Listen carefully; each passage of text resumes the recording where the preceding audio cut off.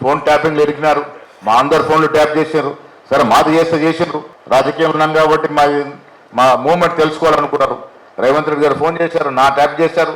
పాపం సినిమా యాక్టర్స్లు, ఆడవాళ్ళు వాళ్ళ వ్యక్తిగత జీవితాలు కూడా తొంగి చూసి ఎవరితో మాట్లాడుతున్నారో తెలుసుకొని వాళ్ళు లొంగ తీసుకునే ప్రయత్నాలు చేశారు. పారిశ్రామికవేత్తలు ఎవరితో మాట్లాడుతున్నారో తెలుసుకునే ప్రయత్నం చేశారు. ఆఖరికి వాళ్ళ పార్టీలో ఎమ్మెల్యేలు కూడా ఎవరి మీద అనుమానం వస్తే వాని ఫోన్ కూడా ట్యాపులు చేశారు. టెలిగ్రాఫ్ యాక్ట్ ప్రకారం ఫోన్ ట్యాపింగ్ అనేది అత్యంత పెద్ద నేరం. ఇలా నేరం నుంచి తప్పించుకునేందుకు రకరకాల ఆరోపణలు చేస్తూ ఉన్నారు. నేరం చేసిన వాడికి శిక్ష తప్పదు.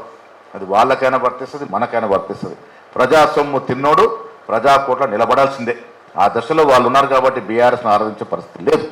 నేనేదో డ్రగ్స్ తీసుకుంటానని, నాకేదో హీరోయిన్లతో సంబంధాలు ఉన్నాయని లేని దిక్కుమాలిన వార్తలు రాసి నన్ను క్షోభకు గురి చేయడమే కాకుండా నా కుటుంబ సభ్యుల్ని, నా పిల్లల్ని, నా వాళ్ళు అనుకునే వాళ్ళందరినీ విపరీతమైన క్షోభకు గురి చేశారు. అయినా కూడా ఎన్నడూ బాధపడలేదు, బయటకు వచ్చి వేరే వాళ్ళలాగా దొంగ ఏడుపులు ఏడవలేదు. నేను నిబద్ధతతో పనిచేసిన నాయకుని కాబట్టి ఎవరికి భయపడకుండా 2 ఏళ్లుగా తలవంచకుండా పోరాటం చేస్తా ఉన్నాను. ఇవాళ నేను ఏదో టెలిఫోన్ ట్యాపింగ్లో ఏదో విచారణ క్రమాన్ని పిలిచారు, బరాబర్ పోతాం, పోయి అడుగుతా.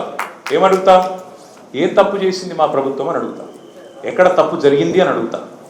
ఇవాళ వారు సమాధానాలు చెప్పాలి. నాకు గత 2 ఏళ్లుగా ఈ ఫోన్ ట్యాపింగ్ పేరిట ఒక డైలీ సీరియల్ మాదిరిగా, అంతులేని కథ మాదిరిగా లీకుల రూపంలో ఏదైతే మా వ్యక్తిత్వ హననం జరుగుతుందో దానికి బాధ్యులు ఎవరు అని అడుగుతాం.